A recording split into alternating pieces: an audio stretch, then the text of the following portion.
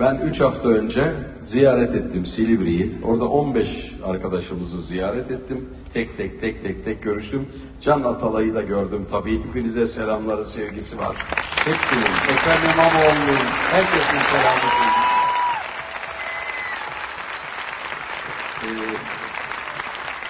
Ve oraya girerken görevlilerden birisi, tabii ki görevli olduğu için açık söyleyemez. Ben de orada yüzlerce görevli var. Onun için adını söylemeden söyleyebilirim. Dedi ki, Zülfü abi bir devlet attık içeriye dedi.